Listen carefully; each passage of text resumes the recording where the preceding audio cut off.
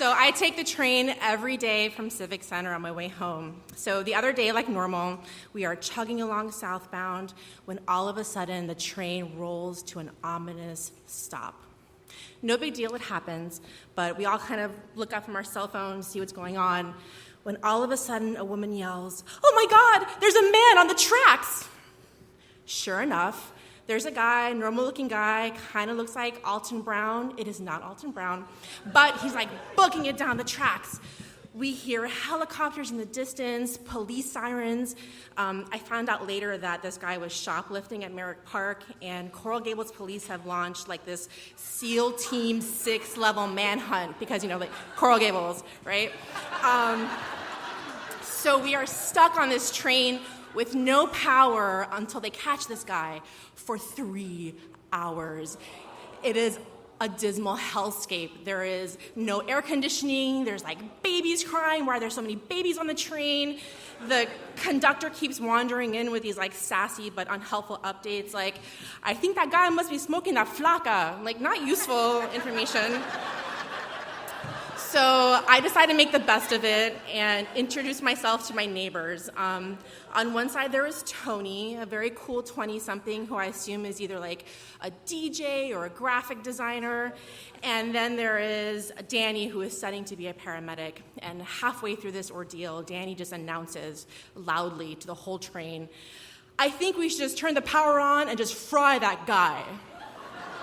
And I'm like, "Danny, bro, like, your shit got dark real fast."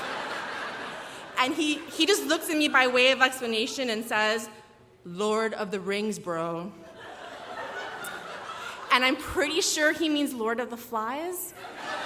But, like, I don't want to be a bitch about it. I also have not read Lord of the Rings, so maybe there is, like, a famous scene involving, like, a train and a wizard, and, like, I don't want to get into it. So at that moment, we hear this booming voice out of nowhere from the back of the train, like the voice of God. I will not try it and imitate this voice. Just imagine, like, I'm God right now. "I am diabetic, claustrophobic, and narcoleptic," which is like an amazing list of afflictions. So we turn to see the source of this voice, and it's this tall guy with a Heat jersey and sunglasses. Like, he is enraptured the whole train, and then starts to make demands. "I need water, snacks, and freedom!" Like, holy crap, this guy is Braveheart. He is the William Wallace of the Metro Rail system. "You, sir, have our attention. And bus passes for a month. Bus passes for a month. Ladies and gentlemen, who is with me? We need to stand united for justice." So Tony, the DJ graphic designer, stands up and starts chanting, "Bus pass, bus pass." And Danny, the Tolkien-loving sociopath, starts chanting, "Power to the people, power to the people." The whole train is clapping and cheering. And we are no longer strangers on a train. We are a movement. And just when I think that, like, Danny and Tony are going to, like, pry open the doors of the train and we're going to rush out onto the tracks like the cast of Les Mis, just, like, storming the barricades, demanding free bus passes and snacks from Miami-Dade Transit, just like that, the train rumbles to life, and we begin to move. And the moment is over.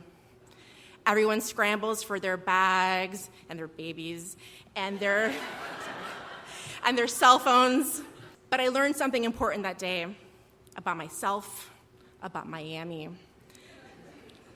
I learned that we are all just speeding along on our own parallel tracks, on our own fast lanes, never intersecting, rarely connecting, never thinking about where we are, always thinking about where we should have been already. But when it all comes to a screeching halt, we are all ultimately bound by 3 universal but simple truths: water, snacks, freedom. Power to the people!